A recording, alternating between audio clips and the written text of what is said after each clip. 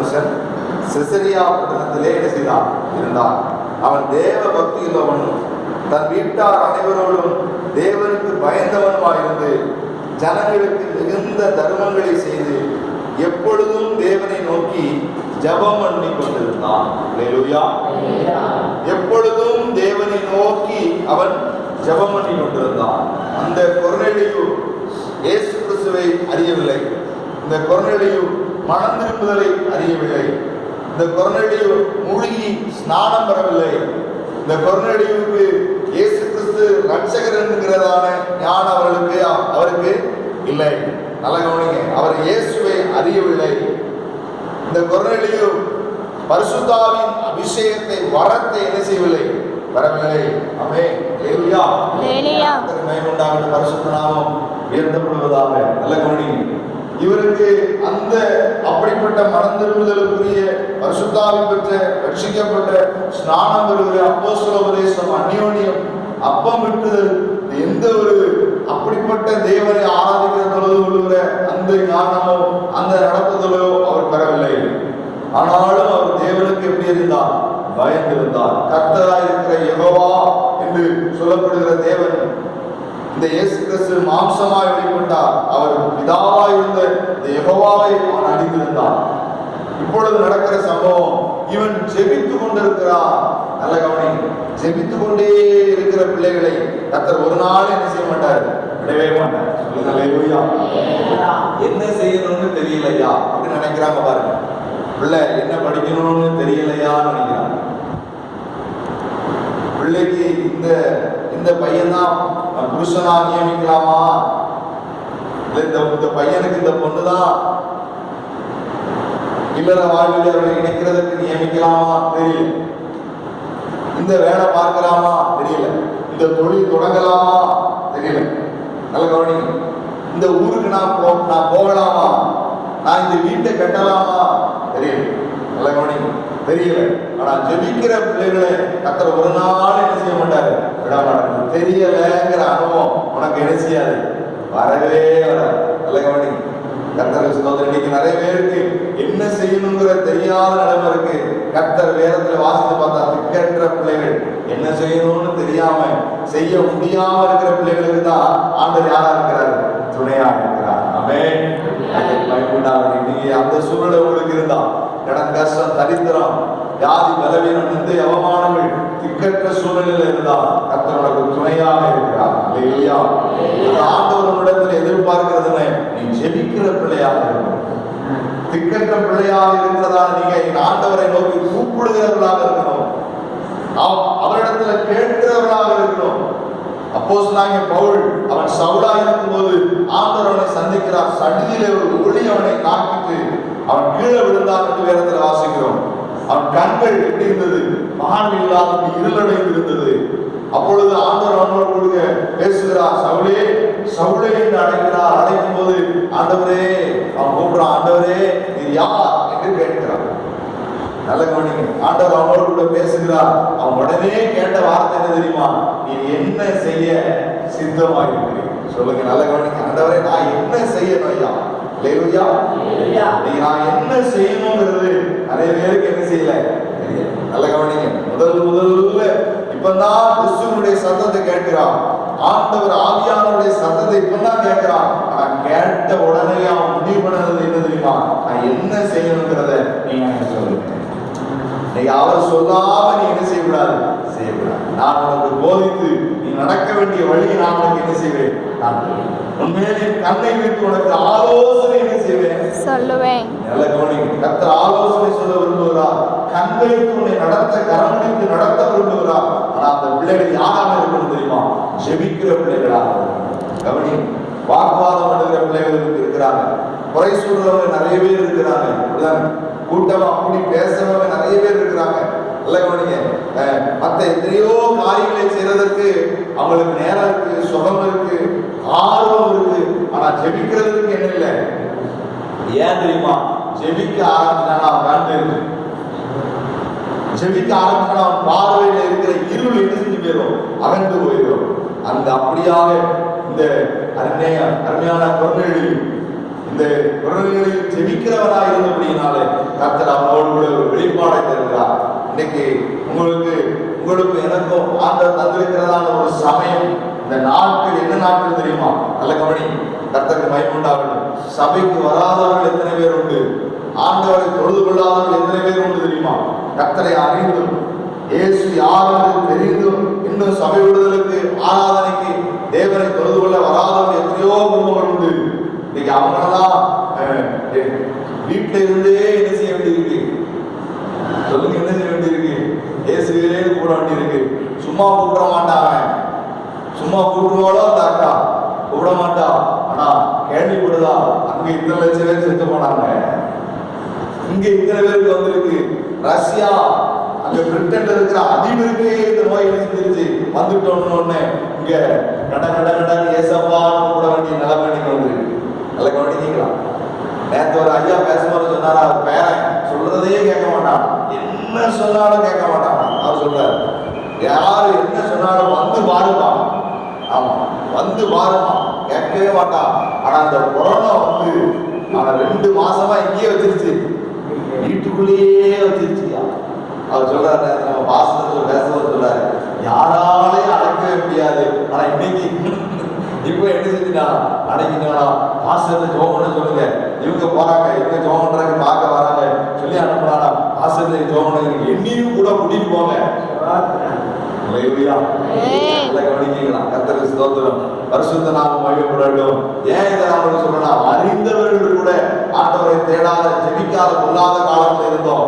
ஆனா இந்த பொல்லாத வியாதியை பார்த்து பயந்த இன்னைக்கு எத்தனையோ பேர் என்ன செய்ய ஆரம்பிச்சிருக்கான்? கூப்பிட ஆரம்பிச்சிருக்கான். அதை நினைத்து கர்த்தரை துதிக்கிறோம். கர்த்தருக்கு ஸ்தோத்திரம். நல்ல கவனிங்க. இவன் ஜெபித்துக் கொண்டிருந்தான். நான் ஏன் இந்த காரியத்தை நமக்கு சொல்றேன்னா, இந்த ஜெப நாட்கள் நமக்கு ஏன் தந்திரப்பட்டது? இந்த ஜெபிக்கிற இந்த சபை விடுதலும் இல்ல குடும்பமாக நீங்க சபை விடுதல் நேரத்தில் உங்களுடைய வீடுகளில் அந்த கட்டளை நாளில் ஜெபித்ததும் நல்ல கவனி. அந்த ஆராதனை நீ குடும்பமா, கணவன் மனைவி, பிள்ளைகளா நீங்க சேர்ந்து ஜெபித்ததும் இப்படிப்பட்டதான காரியத்துல கர்த்தர் உங்களோடு இடைப்பட்டிருக்கிறார். அவருடைய சம்பவம் ஏன் தெரியுமா? ஆண்டவர் உங்களுக்கு ஆலோசனை தர விரும்பினார். கர்த்தர் உங்களுக்கு தன்னுடைய வார்த்தையை வெளிப்படுத்த விரும்பினார். ஆண்டவர் அநேகருக்கு தன்னுடைய சத்தியத்தை வெளிப்படுத்த விரும்பினார். கவனிங்க, ஆண்டவர் உங்களுக்கு அவர் தமக்கு முன்பராக அனுப்புகிற தூதனை நீங்கள் அறிய வேண்டும் என்று விரும்பினார். நல்ல கவனிங்க. ஏன்னா நீங்க நிறைய பேருக்கு அந்த தூதனை அவர்கள் என்ன செய்யவில்லை, அறியவில்லை. நல்ல கவனிங்க. தூதன் என்று சொன்னால் வானத்திலிருந்து இறங்கி வருகிற, செட்டைகளை அடித்து இறங்கி வருகிற, வெண்வஸ்திரம் தரித்திருக்கிற, அப்படிதான் இல்லைன்னா பாசங்களை மாதிரி, ஊழியக்காரர்களை மாதிரி அப்படி தரிசனம் தெரியுது. இவர்களையே பார்த்து கொண்டிருந்த கிறிஸ்தவம் நீங்க யாரை பார்க்கணும்? சொல்லுங்க, யாரை பார்க்கணும்? கர்த்தரை பார்க்கணும். ஆண்டவரை பார்க்கணும், இயேசுவை பார்க்கணும். ஏன்னா இன்னைக்கு நிறைய ஊழியர்கள், நட்சத்திர பிரசங்கியார்கள், ஊழியக்காரர்கள் எல்லாரும் நீங்க எல்லாரும் யாரை பார்க்க வச்சுட்டாங்க? தன்னையே பார்க்க வச்சுட்டாங்க. ஆமா, இப்ப ஆனா கர்த்தருக்கு ஸ்தோத்திரம். எத்தனையோ பேர் தன்னுடைய ஜீவனை அழிவுக்கு, மரணத்துக்கு ஒப்பு கொடுத்து ரத்தம் சிந்தினவர்களாக தன்னுடைய சரீரத்தை வருத்தி தான் பண்ணின பிரதிஷ்டைகளை, பொருத்தனைகளை நிறைவேற்றி பாடுகளை, நிந்தைகளை, அவமானங்களை சகித்து நீங்க கர்த்தருக்கு ஊழியம் செய்ய எத்தனையோ பரிசுத்தவான் நினைக்கிறாங்க இருக்கிறாங்க. கர்த்தர் நமக்கு தந்திருக்கிறார். பரிசுத்த நாம் மகிமைப்படட்டும். ஆனால் இப்படிப்பட்டதான கர்த்தரை அவர் மூலமா தேவன் உரைத்த தீர்க்க தரிசனங்களை, கர்த்தர் அவர்களை கொண்டு கொடுத்த விடுதலையும் சுகத்தையும், அவர்களை கொண்டு செய்த அற்புத அடையாளத்தை பார்த்து தேவனை, கிறிஸ்துவை பின்பற்றாதபடிக்கு நீங்க நிறைய பேர் யாரை பின்பற்ற ஆரம்பிச்சுட்டாங்க? உலக போகமா இருக்கிற சுகபோகத்தை, பெயர் பிரஸ்தாபத்தை, அதிகாரத்தை, இந்த உலகத்தின் ஐஸ்வர்ய மேன்மையை விரும்புகிற கிறிஸ்தவர்களாக இன்னைக்கு என்ன செய்யப்பட்டிருக்கிறாங்க? மாற்றப்பட்டிருக்கிறாங்க. கவனி. அதனாலதான் இந்த ஜெபிக்கிற நாள் உங்களுக்கு கொடுக்கப்பட்டிருக்கிறது. இந்த ஜெபிக்கிற இந்த நாளில் நீ யாரை மட்டும்தான் நோக்கி பார்க்கணும்? கிறிஸ்துவை மட்டும்தான் நோக்கி பார்க்கணும். ஆமென். ஜெபிக்கிற இந்த நாளில் என்ன நடந்தது பாருங்க. இவன் ஜெபிக்கும் போது இவனுக்கு கிறிஸ்துவை யாருன்னு தெரியல. இவன் ஜெபிக்கிற இவனுக்கு இவர்தான் தேவனுடைய ஒரே மேலான குமாரன்னு தெரியல.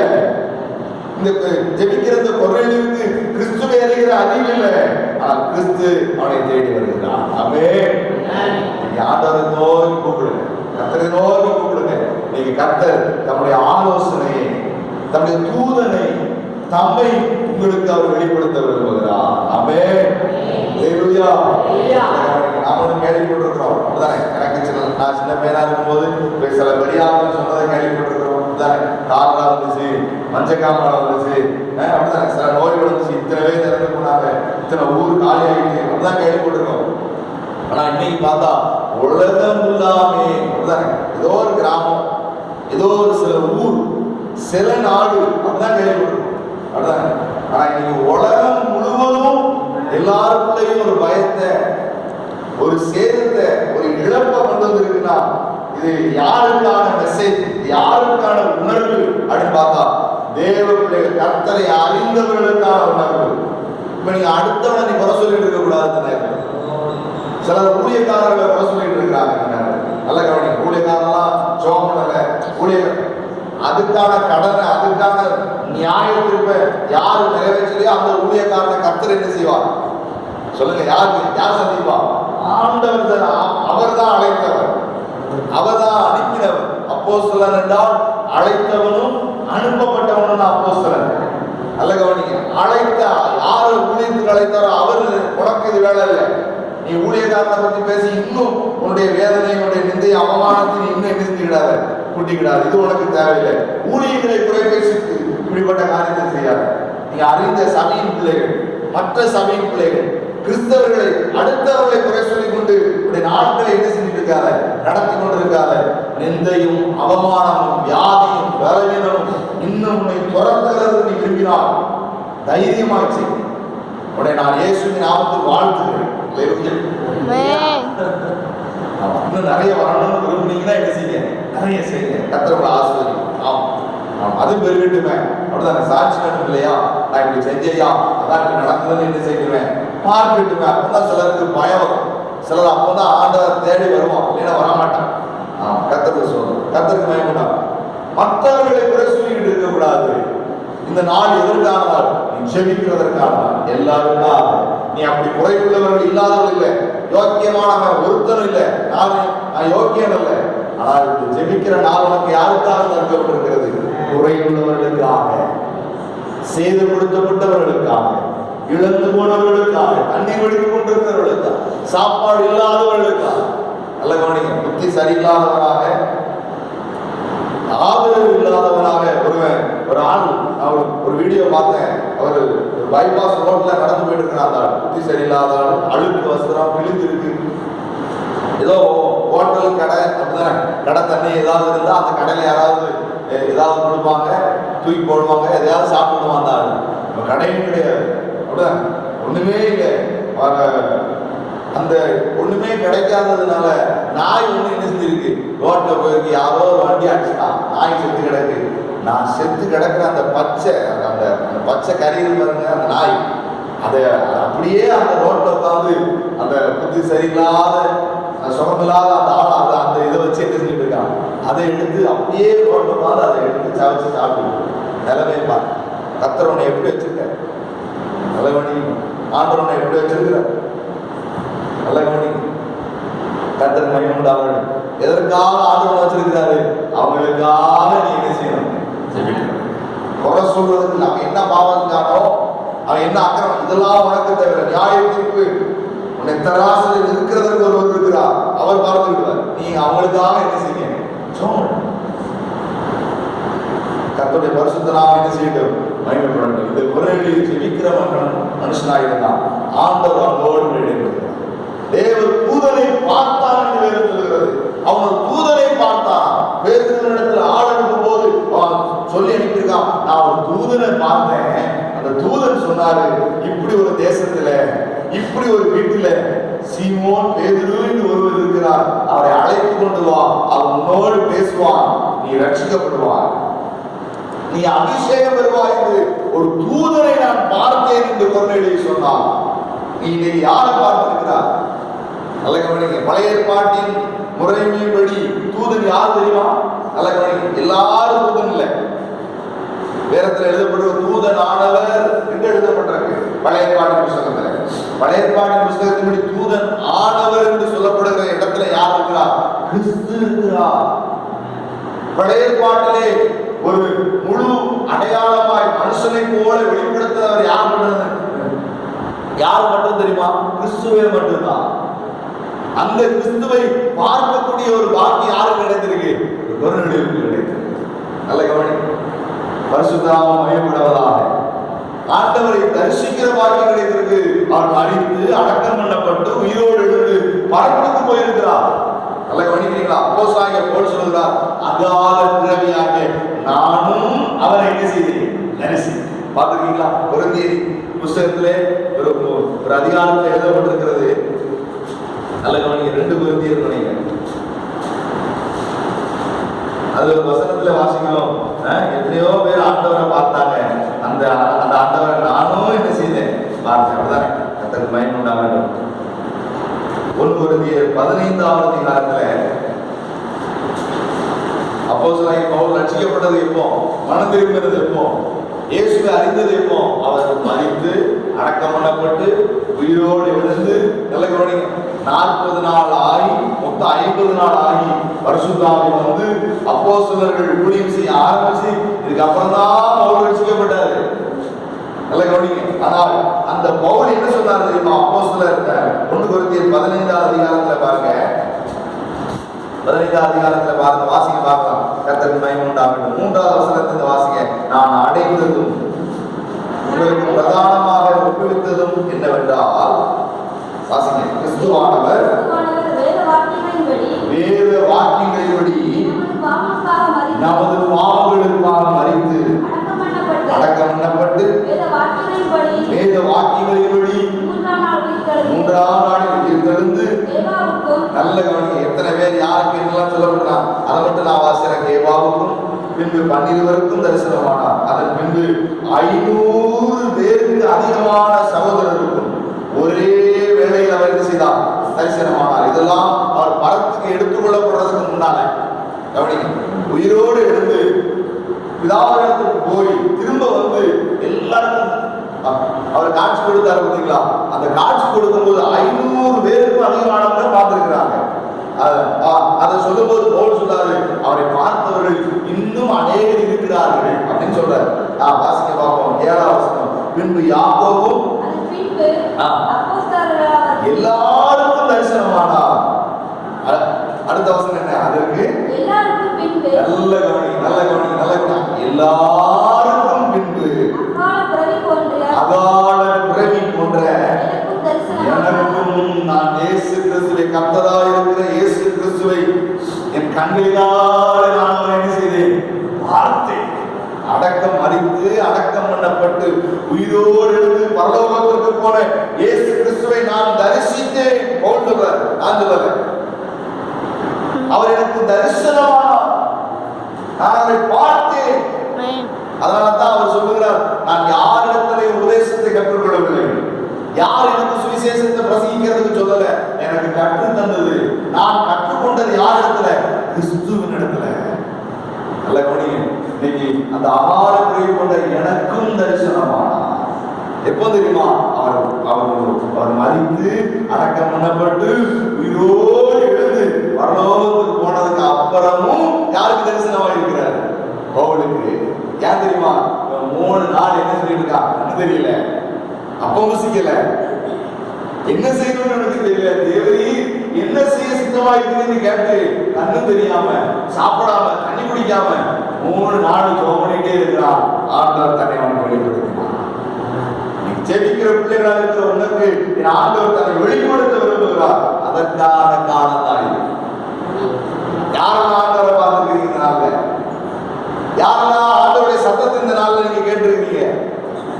அடுத்தவனை குறை சொல்லிட்டே இருந்தவன், ஊழியக்காரர்களை குறை சொல்லிட்டு இருந்தவன், யாரெல்லாம் ஆண்டவர் சத்தத்தை கேட்டிருக்கீங்க? சிலர் கேட்கிறாங்க, ஊழியக்காரர்களுக்கு வெளிப்படுத்தலையா? எவ்வளவு பெரிய தீர்க்கதரிசிகளா இருக்கிறாங்க, பெய உடைக்கிறாங்க, நோய் சோமாக்குறாங்க, அவங்களுக்குலாம் ஆண்டவர் ஏன் இதை வெளிப்படுத்தல? உனக்கு ஏன் வெளிப்படுத்தல? உன்னையும் ரத்தத்தினாலதான் நம்பிட்டாரு. அது உண்மைதான். அதையும் உண்மை, அது சத்தியம். நோய் வரும்னு சொன்னவங்க இருக்கிறாங்க. எனக்கு ஒரு ஆதங்கம் அதுதான். இந்த பொல்லாத இந்த கிறிஸ்தவ சமுதாயம் கிறிஸ்துவை பின்பற்றாதபடி அநேக மனுஷனை பின்பற்றி மனுஷனை ஆராதிக்கிறவங்களா இன்னைக்கு மாறி இருக்கலாம். ரொம்ப மிகுந்த வேதனை. நல்ல கவனிங்க, மனுஷனை தேடி போறான். நல்ல கவனிக்கிறீங்களா? கர்த்தருக்கு ஸ்தோத்திரம். ஆனா அவங்கள அப்படிப்பட்டவங்களுக்கான சவுக்கடி தான் அது. நோய் வரும்னு சொல்லியிருக்காங்க. ஐயா நான் கேட்கிறேன், நோய் வரும்னு சொல்லியிருக்காங்க, ரைட்டு. சில சொல்லியிருக்காங்க நோய் வரும் அப்படின்னு சொல்லி அந்த தீர்க்கதரிசி பேசுனதை என்ன செஞ்சிருக்கிறாங்க, இவங்களும் பேசியிருக்கிறாங்க சில இடங்கள். ஆனா யாராவது ஒருத்தர் ஆராதனை ஆண்டவரை கூடி ஆராதிக்க முடியாது, தேவ சமூகத்துல தேவனை தொழுது கொள்ள முடியாத நிலைமை வரும்னு யாரும் சொல்லல, யாரும் வெளிப்படுத்தப்படல. இல்ல கவனி, அப்படிப்பட்ட நிலைமையில இருக்கிறவனுக்கு இந்த இந்த வீட்டில இருந்து நீ ஜெபித்த இந்த நாளிலாவது கர்த்தருடைய சத்தத்தை நீ கேட்டாயா? கேட்டீங்களாமா? யாராவது கேட்டீங்க? ஆராதனை சொல்லுங்கம்மா ஐயா, சொல்லுங்க. கவனி, சிலர் மனைவியை பத்தியே குறை சொல்றதை கேட்டேன்னு நினைச்சிருப்பாங்க. வீட்டுக்காரரை பத்தியே ஆத்திரம் உணர்த்தினாரு. ஆமா, மாமியாரை பத்தியே உணர்த்திட்டு, பக்கத்து வீட்டுக்காரரை பத்தியே உனக்கு உணர்த்திட்டு இருக்காரு. நீ கிணத்துக்குள்ள இருக்கிற தவளைக்கு கிணத்த மட்டும்தான் தெரியும். அதனால உனக்கு அப்படிதான் உணர்த்துவாரு. அது நான் அவர் உணர்த்தல, உனக்குள்ள இருக்கிற ஆவி. ஆமா, யோபின் புஸ்தகத்துல வாசிப்புதான் அவங்களுடைய ஆவியின் ஏவுதலினாலேயே பேசிடுவாங்க. இல்ல உனக்குள்ள இருக்கிற ஆவி தான் அதை உணர்த்தது தவிர ஆவியானவர் உணர்த்தல. கௌடி பரிசுத்த நாம் மயப்படும் இவங்களை கர்த்தரோடு கூட பேரி மனதார முழுமனதோடு தேவனுக்கு பயந்து யாருக்கும் இல்லை. இவங்களுக்காக அவங்களுக்காக ஜெபிக்க கூடாது. இவங்களுக்காக அவங்களுக்காக உடைய ஜெபம், உடைய வேதவாசிப்பு, உடைய ஆராதனை, உடைய உபவாசம், உடைய காணிக்க எந்த மனுஷனுக்காக இருக்கக்கூடாது. முழு மனதோடு ஒரு மனதோடு எங்கே நாமத்தினால 2-3 பேர் கூடினாலும் போதையா சபை அதுக்குதான். நீங்க வேணா நீங்க சபையில ஆட்கள் வர முடியாத நாம வந்திருக்கலாம். நாங்க ஒரு மனமா 2-3 பேரு நாங்க கூடி ஜெபிக்கிற நாளை ஆண்டவர் எங்களுக்கு தந்திருக்கிறான். அவன் கர்த்தருக்கு சொல்றேன். ஏன்னா ஆண்டவர் பெரிய கூட்டம் கூடி ஆராதிக்கிற அந்த ஆராதனை நான் வருவேன்னு சொல்லல. 2 பேர் 3 பேர் கூடினா நான் வருவேன்னு சொன்ன ஆண்டவர் எங்க ஆராதனையில வாழ்ந்தவர் வந்தா அவே கர்த்தருக்கு பயப்படாத பரிசுத்த நாமம் உயர்த்தப்பட வேண்டும். ஏன் தெரியுமா? ஜெபிக்கிறபடியா கர்த்தருடைய சமூகத்தில் ஜெபம் பண்ணு. இத்தனை நாள் இந்த காலத்தை நீ போய்க்கிருக்கலாம். இனிமேலாவது ஒரு நோக்கத்தோட ஜெபம் பண்ணு. தேவ சத்தத்தை கேட்டாத ஒரு வாழ்க்கை இனிமேல எனக்குள்ளே இருக்கக்கூடாதுங்கிற நோக்கத்துல ஜெபம் பண்ணுங்க. உனக்கு ஒரு நிச்சயம் இருக்கணும். உனக்கு ஒரு பயங்கரமான ஒரு எல்லாரையும் சமாளிக்கக்கூடிய, எல்லா சூழ்நிலையும் சமாளிக்கக்கூடிய ஒரு தைரியம் உனக்குள்ள வரணும்னா அப்படிப்பட்ட ஒரு சத்தத்தை நீ கேட்டுட்டேன்னா உனக்கு ஒரு தைரியம் வரும். ஆனா பயந்து அப்படிதான் கடன் பார்த்து, கஷ்டத்தை பார்த்து, நஷ்டம் இழப்புகளை பார்த்து, இந்த நோயை பார்த்து பயந்து நடுங்கி நல்லவனி வேறு நீதிமான் சிங்கத்தை போல எப்படி இருப்பானா? தைரியமா இருப்பான் வேறு சொல்லுது. நீ எச்சரிக்கையா இருக்கிறது தவறல்ல, ஒழுக்கமா இருக்கிறது தவறல்ல. கை கழுவ சொல்றாங்க, என்ன செய்யுங்க? கை கழுவுன்றாங்க. இப்படி கழுவணும், இப்படி கழுவணும், இப்படி கழுவணும், இப்படி கழுவணும். இதெல்லாம் டிசைன் இருக்கு தெரியுமா? இப்படி கழுவணும், கால் கழுவிருங்க. அடுத்த வாரம் உங்களுக்கு மெசேஜ் இருக்கு. பாச சொல்லியிருக்காங்க, எனக்கு ஒரு விவரம் சொல்ல தெரியாது, என்ன சொல்ல சொன்னாங்க. நேற்று போகும்போது சொன்னாங்க, ஆள்கிட்ட எல்லாம் சொல்லிடு அப்படின்னு சொல்லியிருக்காங்க. உங்களுக்கு அடுத்த வாரம் உங்களுக்கு முழு உங்களை ரெஃபர் இருக்கு. கர்த்தருக்கு மகிமை உண்டாகும். நீங்க எல்லாரும் சேர்ந்து எங்க போடணும், வீட்டிலேருந்து வரும்போது என்ன கொண்டு வரணும் இருக்கு உங்களுக்கு. கர்த்தருக்கு சோத்திரம். வருஷத்து நான் மகிழ்ப்பட்டு. ஏன்னா அடுத்த வாரம் ஏதோ ஓரளவுக்கு கூட்டிக்கிட்டான்னு சொல்லியிருக்கிறாங்க பாருங்க. நான் அப்போ வரும்போது பார்த்துக்கிட்டான்னு சொல்லியிருக்கிறாங்க. கர்த்தருக்கு சோத்திரம். கவனிங்க. அதனால ஒழுக்கமா எச்சரிக்கையா இருக்கிறது தப்பு சொல்லி பயந்துகிட்டு இருக்கிறது அந்த நல்ல கவனிங்க. ஒரு நிச்சயம், ஒரு விசுவாசம், நான் கூட இருக்கிறேன்னு சொல்லுகிற அந்த வார்த்தை சாக போற வயசு வந்துருச்சியா. யோசுவாவை குறித்து வேதத்திலே எழுதப்பட்டிருக்கிறது. அவன் சாக போற வயசான காலம் ஆயிட்டு யோசுவா சொல்றாரு, நானும் என் வீட்டாரோ என்றால் கர்த்தரையே. சாக போற வயசுல வேற பேத்தி சந்ததியா ஒரு பெரிய சந்ததி உண்டாயிட்டு அவனுக்கு. அவ்வளவு பேரை வந்து சொல்றான், என் குடும்பத்தில் இருக்கிற ஒருத்தரோட பாதாள தேடி போக மாட்டான், விக்கிரகத்தை தேடி போக மாட்டான், நரகத்தை தேடி போக மாட்டான். கர்த்தர் யார் என்று கேட்கிற குடும்பம் ஒரு பிள்ளை என் வீட்டுல பிறக்காது. என் வீட்டுல இருக்கிற எல்லாரும் யாரை அறிந்திருப்பாங்க? கர்த்தரை அறிந்திருப்பாங்க. யோசுவா யார் அறிவா? ஆசரிப்பு கூடாரத்தை விட்டு ஜெபிக்கிறதை விட்டு அவன் ஒரு நாள் எப்படி இருந்தான்? விலகாத. குடும்பத்தில் இருக்கிற எல்லாரும் கர்த்தரை அறிவார்கள். நீ ஜெபிக்கிற பிள்ளையா இருந்தா கர்த்தரால் போதிக்கப்பட்டிருப்பார்களுடைய பிள்ளைகள். நல்ல கவனி, ஜெபம் பண்ணுங்க. நல்ல கவனி. கணவன் சொல்றதை கேட்கலையா? அக்கா மாதிரி கவனி. அம்மா ஐயா கவனி. அக்கா வீட்டுல உங்க மனைவி சொல்றதை கேட்கலையா? உங்க பிள்ளைகள் சொல்றதை கேட்கல நினைக்கிறீங்களா? பெரியவர்கள் அவங்க சில காரியங்களை அவங்க தேவனுக்கு பிரியமில்லாத செய்யறாங்க நினைக்கிறீங்களா? ஜெபிக்கிற பிள்ளையா நீங்க இருந்து பாருங்க. அந்த அந்த அந்த அந்த நபரை எந்த வழியா திருப்பணுமோ, எந்த வழியா அவங்களை நடத்தணுமோ நடத்துறவர் ஒருத்தர் இருக்கிறார். அல்லேலூயா. ஆமா, கர்த்தருக்கு ஸ்தோத்திரம். அவர் நடத்த ஆரம்பிச்சுட்டாருன்னா அந்த நடத்துதலை பார்த்து ஆட்டோமேட்டிக்கா இங்க வந்துருவோம். ஆண்டவருடைய வார்த்தைக்கு கீழ்படி ஆரம்பிச்சிருவோம். அல்லேலூயா. அதனால நீங்க ஜெபிக்கிறது நிறுத்திடாதீங்க. கர்த்தருடைய சகோதரர் சொல்றோம், ஜெபிக்கிறது மீண்டும் மீண்டும் உங்களுக்கு தந்திருக்கிற வார்த்தை என்னன்னா, தூதன் நிறைய இதுல பாயிண்ட் இருக்கு. தூதன் அனுப்பப்படுவான். தன்னிடத்தில் இருக்கிற வேலைக்காரர்களே உண்மையுள்ளவர்கள் அவனிடத்தில் இருந்தார்களா? யோசித்து பாருங்க. அவன்கிட்ட இருந்த அவன் அனுப்பின தூதர்கள் இருந்தார்கள் அவனுக்கு. எனக்கு அதான் ரொம்ப வாசிக்கும் போது ஒரு மிகுந்த சந்தோஷம் என்னன்னு சொன்னா, நல்ல கவனிங்க, மனைவியிடத்திலே சிலரால உண்மையை சொல்ல முடியல. சில அண்ணாமாருக்கு புருஷனிடத்துல குடும்பத்தினுடைய நிலைமையை உண்மையை சொல்ல முடியல. அப்படிப்பட்ட நிலைமையில இருக்கிறாங்க. பிள்ளைகிட்ட சொல்ல முடியல. அப்படி நிலைமையில நீங்க எதிரியோ குடும்பம் இருக்கும். எல்லாத்தையும் சொல்லக்கூடாதியா? என்னது எல்லாத்தையும் சொல்லக்கூடாதியா? 40 விசுவாசி சொல்றாரு, எல்லாத்தையும் சொல்லிடக்கூடாது நம்ம அப்படி சொல்றாரு. ஆனா வேலைக்காரன், வேதத்துல நீங்க வாசித்து பார்த்தா வேலைக்காரன் அனுப்பினாங்களா? அந்த வேலைக்காரனை பத்தி எழுதப்பட்டிருக்கு, அவன் உண்மையான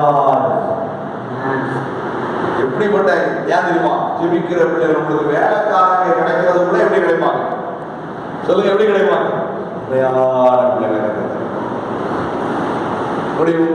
உங்களுக்கு நடக்கிற வேலைகள் எப்படி நடக்கும்? உண்மையா அப்படிதானே? நீங்க எல்லாம் மிஷின் ஆயிடுச்சு அப்படிதானே? உழுகிறதுக்கு என்னதுதான் மிஷின். இவன் பார்த்தா அங்கே ஒரு நண்பர் இருக்கிறார், நம்ம சபைக்கு அங்கே தள்ளி. அவர் பார்த்தா அவர் வயல்ல நாற்று நடுறது இதுதான் நடுது.